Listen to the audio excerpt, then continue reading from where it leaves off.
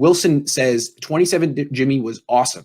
Divide his regression pie. What percentage to ACL, Kyle's protection, Jimmy's natural talent, other, etc.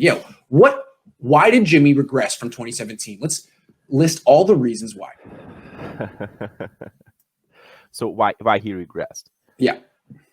Well, in 2017, he was just threw into games. I don't think that it was a decent game plan for Kyle Shanahan to play with Jimmy Garoppolo that year. And it was just those games were given into Jimmy's hands to do whatever he can to prove himself, to get a new contract. And actually, I think that changed a lot after that. Next year, it was the first year when Kyle just shimmed his system into Jimmy Garoppolo's talent. Yeah. And he wasn't good that year. No, 2018. Before the ACL, it was 49ers were 1 win and 2 losses, if I remember well, before Jimmy got injured against the Kansas City. And after that, we just saw that he first thing that I remember from 2019 was that the first time when he got back into the field, he was scared. That was the first thing that I noted, that he was scared after the ACL injury.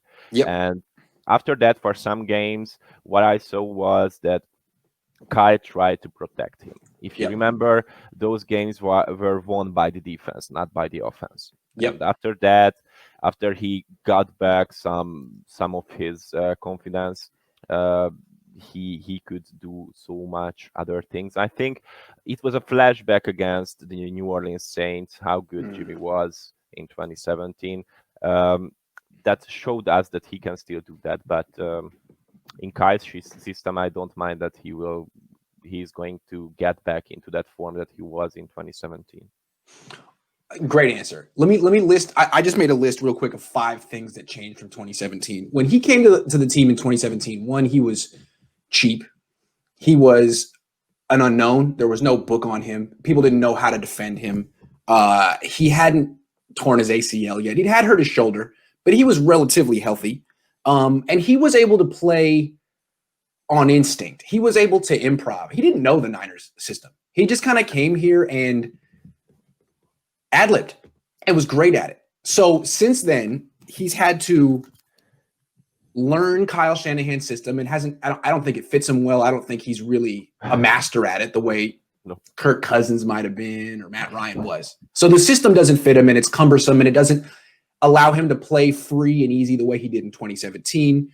Kyle's coaching style is so negative and abrasive like John Gruden. I don't think it's the right coaching style for Jimmy. Jimmy comes from New England where he was coached by Bill freaking Belichick, who I think was even more gentler with him. He would say, Jimmy, you're great. I think you're really good. Where Kyle's like, dude, you're overrated. Dude, these are all your problems. That's tough. Also, the injuries. I agree. He plays scared now. He plays to protect himself. He didn't before. He actually was pretty tough in 2017. Yeah. He's been exposed to the league. There is a clear book on Jimmy Garoppolo, just as there is on every young quarterback, about 30 starts into their career.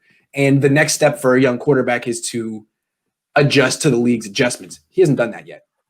Nope. And then finally, that contract. He's very expensive. And every year he gets more expensive and other players have to leave the team. And the expectation is that he's going to make up for the loss, that he's going to make the replacements better. And he hasn't been able to do that. That's 5 things that have contributed to the regression of Jimmy Garoppolo. Yep. Good question, Wilson. You have anything else you want to say? Actually, I agree with you.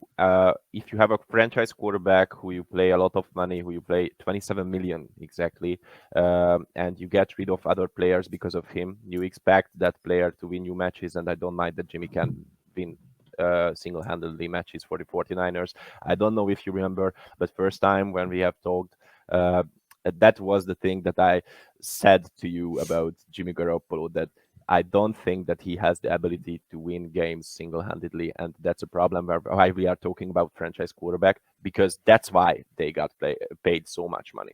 Right. Look at Jared Goff. I mean, you're paying a guy $35 million a year. He's supposed, you're going to have to get rid of offensive linemen, defensive linemen, linebackers. You're going to have to sacrifice a lot. And the whole idea is, well, it's okay because we have a franchise quarterback who makes other people better, like Ben Roethlisberger.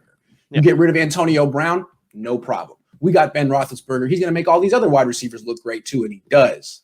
They don't have that type of quarterback, and it's rare. And if you don't have that type of quarterback, you have no business spending money like you do.